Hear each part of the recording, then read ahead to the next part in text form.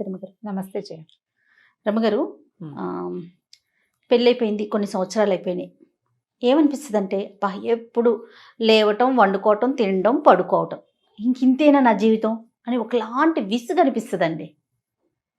దాని నుంచి ఎలా బయటపడాలి? అది ఒక్కొక్కసారి తీవ్ర స్థాయిలోకి వెళ్ళిపోతుంది. ఇప్పుడు మనం ఉన్నాం, పొద్దున్నే రావటం, కూర్చోవటం, చేయటం, మళ్ళీ వెళ్ళటం, ఇదేనా? ఏదన్నా కొంచెం బ్రేక్ చేయాలి, ఎక్కడికైనా వెళ్ళిపోవాలి, ఎవరితో మాట్లాడకూడదు. నాకైతే ఫోన్ స్విచ్ ఆఫ్ చేసేయాలనిపిస్తుంది రామ్గారు. అట్లా కనీసం ఒక 2-3 రోజులన్నా అట్లా అయిపోతే బాగుండా అనిపిస్తుంది. కానీ ఆదివారం ఒక్కరోజు ఇంట్లో ఉండాలంటే ఎంత ఇబ్బంది అనిపించేస్తుందో. రెండూ ఉంటాయి కదా. జీవితం మొనాటనస్గా ఉంటుంది జయ. ప్రతి ఏజ్లోనూ ఒక్కొక్కసారి అనిపిస్తుంది. కొంచెం మిడిల్ ఏజ్కి వచ్చేసరికి పెళ్ళై ఒక 10-12 సంవత్సరాలు అంటే వీళ్ళకి 40s ఇంకా రాకముందే భర్త, పిల్లలు, జీవితం ఏంటంటే కాంజుగల్ లైఫ్లో కొంత స్టాపేజ్, రకరకాల ఇబ్బందులు వచ్చేస్తాయి. భర్తలతోటి అంత బాగా ఉండదు, అంటే కొట్లాటలు ఉండకపోయినా కూడా బాగా కలిసి ఉంటున్నామని అనిపించదు. పిల్లల పనులు, ఇంట్లో వ్యవహారాలు, తర్వాత మనకే ఏమిటో విసుగు. ఎక్కడికైనా వెళ్ళాలంటే ఎన్ని పనులో చేస్తే కానీ ఎప్పుడు మనం పని చేస్తున్నట్టే ఉంటుంది. ఈ మొనాటనీని ఎప్పటికప్పుడు ఛేదిస్తూ ఉండాలి. మనం బ్రేక్ చేసేయాలా? బ్రేక్ చేయాలి. ఇదివరకటి పరిస్థితులు వేరు, ఇప్పటి మన జీవన విధానం చాలా మార్పు వచ్చేసింది. ఇదివరకు మనం గుంపుల్లో ఉండేవాళ్ళం, కనీసం ఒక 25-30 సంవత్సరాలు అనుకో. అసలు ఇప్పుడు లేటెస్ట్ పిల్లలకి గుంపుగా ఉండటం అంటే ఏమిటో తెలియదు. ఏదైనా ఫంక్షన్ అప్పుడు అలంకరించుకుని వెళ్ళటము అంతే. మళ్ళీ సపరేట్గా కూర్చొని వాళ్ళ ఫోన్ వాళ్ళు చూసుకోవటమే, నలుగురితో మాట్లాడే అవకాశాలు కూడా లేవు. ఇప్పుడు మనమే ఇలాగే చిన్న చిన్న సమాజాలుగా ఉంటున్నాం. దీనికి మొనాటనీని బ్రేక్ చేయాలంటే మనం ఇందులో ఈ మొనాటనీ వల్ల ఏమవుతారంటే, అందరికీ వస్తాయా అంటే రావు, కానీ తప్పుదారులు పట్టేస్తారు. ఇప్పుడు ఇలాగే బోర్గా ఉంటుంది. కొత్తదనం కావాలి, ఆ కొత్త థ్రిల్ కావాలి జీవితంలో. ఈ థ్రిల్ కోసం రకరకాల వ్యవహారాలు ఎంటర్ అవుతాయి. దీంట్లో చక్కగా మంచి ఏమనాలి, ఫోకస్డ్గా అత్యద్భుతమైన విషయాలు చేసి రాసేవాళ్ళు, చదివేవాళ్ళు, పరిగెత్తేవాళ్ళు, కొత్త కొత్తవి నేర్చుకుని వాటిని చేసేవాళ్ళు, ఫ్లరిష్డ్గా అయ్యేవాళ్ళు ఉంటారు. కొత్త బిజినెస్ స్టార్ట్ చేసి ఆ వైపుకు అల్లుకుపోయి ఈ మొనాటనీ నుంచి బయటపడిపోయేవాళ్ళు. చక్కగా ఏదైనా రాయడం మొదలుపెట్టి చిన్న చిన్న రాతలతో మొదలుపెట్టి చాలా బాగా రాస్తున్న రచయిత్రులు ఎందరో. ఈ మొనాటనీ మగవాళ్ళకు కూడా వస్తుంది, వాళ్ళని పక్కన పెడతాం, మనం ఆడవాళ్ళ గురించే మాట్లాడతాం. తర్వాత కొత్తవి నేర్చుకోవటం, ఎక్కడికైనా వెళ్తూ ఉండటం, మనం ఏదైనా చూసి వచ్చాం దాని మీద కూడా రాయటం, సినిమా చూసాం దాని మీద రాయటం, అలాంటివి చేసేవాళ్ళు ఉంటారు. ఇవన్నీ చూడు మన జీవితంలో ముందుకెళ్ళటానికి. అవును, అవన్నీ మనకి ప్లస్లు అవుతాయి. ఇంకొంతమంది పరాయి మగవాళ్ళతో స్నేహాల్లోకి దిగుతారు, ఫ్రెండ్స్ మధ్య తగాదాలు పెడతారు. మొనాటనీని బ్రేక్ చేయడానికి భర్తతో కాకుండా ఇంకెవరితోటన్నా బయటికి వెళ్ళాలన్న వస్తూ ఉంటుంది. ఫ్యామిలీ విచ్ఛిన్నం అయిపోతుంది. ఈ మొనాటనస్గా ఉండటం వల్ల ఎప్పుడు అవే మొహాలు, అదే కాస్త కొత్తదనం ఎక్కడైనా కనపడితే అటువైపు ఆకర్షితులైపోతాం. అది చెడు కావచ్చు అప్పుడప్పుడు. ఇదొక సమస్య. ఇంకొంతమంది డిప్రెషన్కి లోనైపోతారు. ఈ మూడో కేటగిరీ, నేను ఇంతకుముందు చెప్పిన కేటగిరీలో అందరూ ఉంటారని నేను అన్ను. కొంతమంది వెళ్ళేందుకు అవకాశం ఉంది.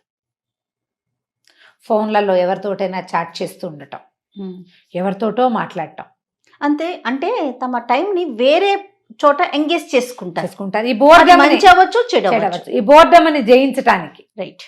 తర్వాత డిప్రెషన్కి లోనైపోయేవాళ్ళు, అనారోగ్యాలకి లోనైపోయేవాళ్ళు. తద్వారా ఏమవుతుందంటే ఫ్యామిలీ నుంచి చెడిపోతారు. డిప్రెస్డ్గా ఉన్నా ఫ్యామిలీతో సెపరేషన్ వచ్చేస్తుంది. అవును, వీళ్ళ కష్టం ఏమిటో అవతల వాళ్ళకి అర్థం కాదు. అన్నీ ఉన్నాయి, శుభ్రంగా డబ్బులు ఉన్నాయి, సరిపడా మనకి చాలా లేపైనా ఉన్నాయి. సో ఇలా ముచ్చాలాగా పిల్లలు ఉన్నారు, అమ్మ నాన్న ఉన్నారు, భర్త బాగానే ఉంటాడు, అతనికి ఏం హ్యాబిట్స్ లేవు, బాగానే ఉంటాడు, సంసారం నడు. ఎందుకు ఈ అమ్మాయి డిప్రెషన్గా ఉంది, ఇంత డిప్రెసివ్గా ఎందుకు అయిపోతుంది అర్థం కాదు. లోన్లీనెస్, మొనాటనీ నిన్ను అలా చేస్తున్నాయనే విషయం అవతల వాళ్ళకి అర్థమే కాదు. నాకు డిప్రెషన్ అమ్మా అని చెప్పేవాళ్ళని నేను ఎంతమందిని వింటూ ఉంటానో జయ. డిప్రెస్డ్గా ఉంటుంది అంటే మనం ఏంటంటే మనకున్న ఈ పరిస్థితుల్ని బీట్ చేయటం రాదు, దాటి వెళ్ళటం రాదు, దాటితే తప్పేమో అని అనిపిస్తుంది, స్వతంత్రించలేకపోతారు. నాకు విసుగ్గా ఉంది, నేను ఏదైనా చేస్తానంటే రెండో వాళ్ళు దాన్ని సమర్థించరు, ఒప్పుకోరు. వాళ్ళతోటి కూడా వాళ్ళు మిగిలిన విషయాల్లో బాగానే ఉంటారు. ఇలా ఈమెకు వస్తున్న ఈ విసుగుని, ఈ చికాకుని వాళ్ళు అర్థం చేసుకోలేరు. డిప్రెషన్ క్రమంగా అనారోగ్యానికి దారితీస్తుంది. ఈ మొయ్యలేని బరువు అయిపోతుంది జీవితం. మోకాళ్ళ నొప్పులు వచ్చేస్తాయి తొందరగా. మెనపాజల్ ఇష్యూస్ వచ్చేస్తాయి తొందరగా. ఎంతసేపు ఇంకొంతమందికి ఖాళీగా ఉండి ఉండి భర్తల మీద అనుమానాలు వస్తూ ఉంటాయి. మనకేం పని లేదు, ఎంతసేపు వాళ్ళ మీదే దృష్టి, పిల్లల మీదే దృష్టి. భయాలు వస్తాయి. వాళ్ళకి ఏదైనా అయిపోతుందేమో, వీళ్ళకి ఏదైనా అయిపోతుందేమో, అమ్మా నాన్న ఏదైనా అయిపోతారేమో, మరణాలు. అక్కడి నుంచి కొంతమంది టీవీ న్యూస్లు తెగ చూసేస్తుంటారు. అవునండి. న్యూస్లు చూసి భయం. ఎలా జయించాలి రమ్మ గారు మరి? మొనాటనీని జయించాలంటే ముందు మిమ్మల్ని మీరు జయించాలి.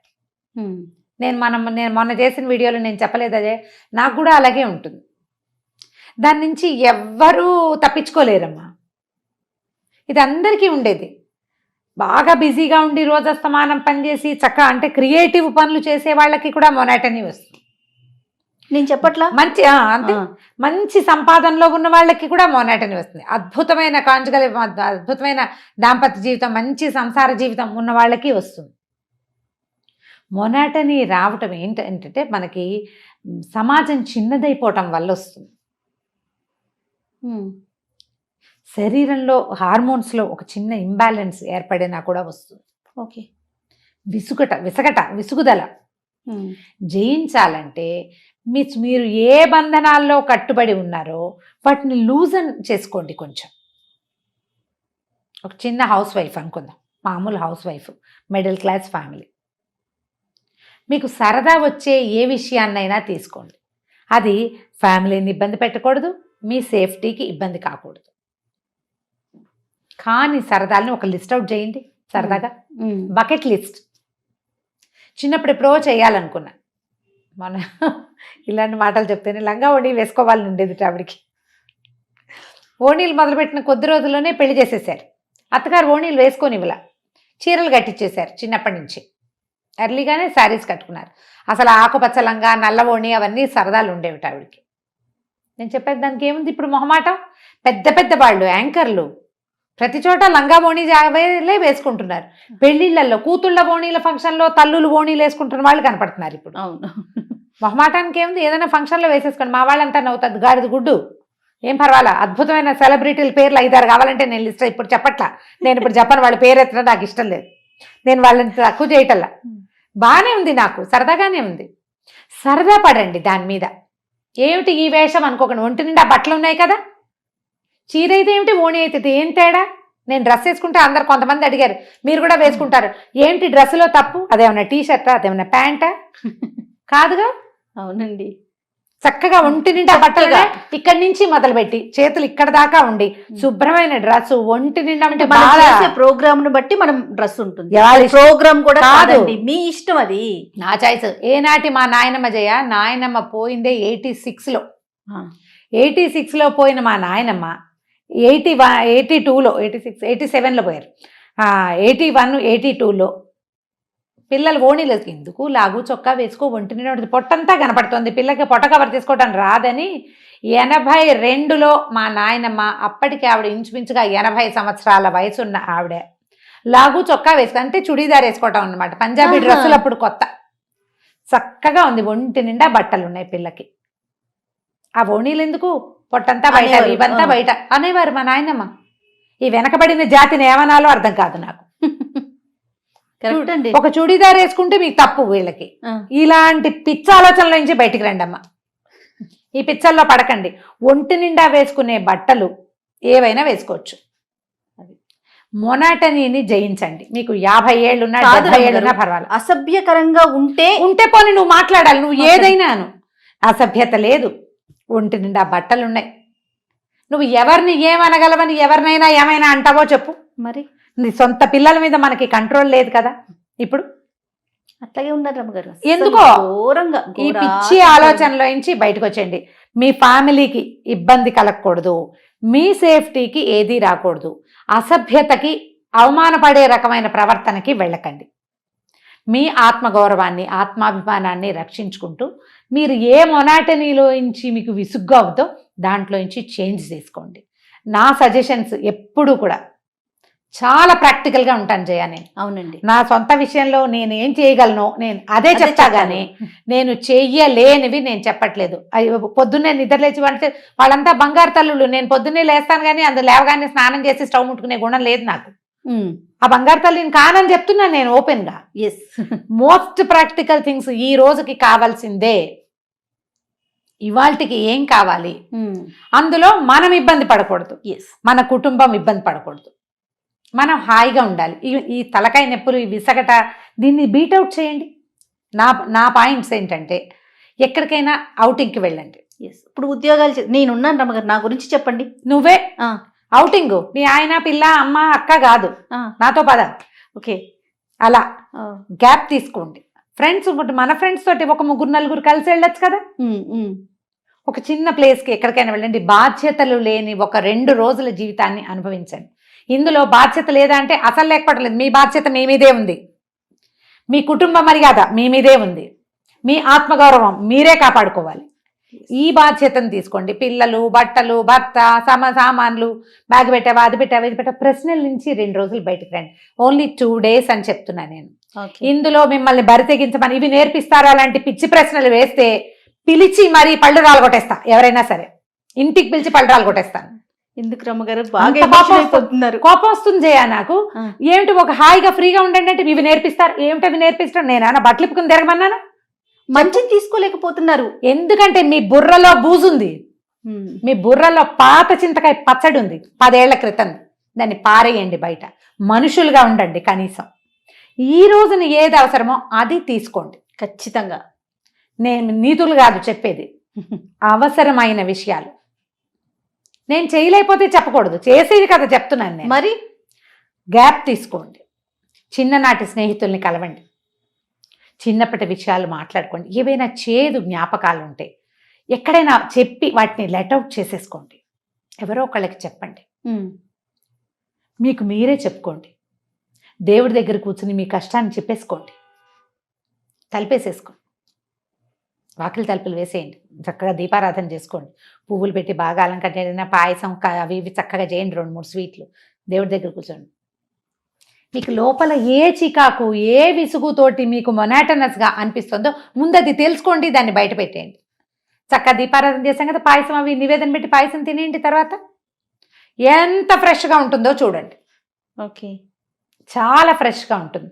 దీంట్లో నుంచి బయటపడడానికి ఈ రోజు వారడి ఒకే రకంగా పనిచేస్తూ ఉంటాం కదా, వాటిని బీట్ చేయండి. అవే రకపు వంటలు వద్దు, కొంచెం మార్చండి.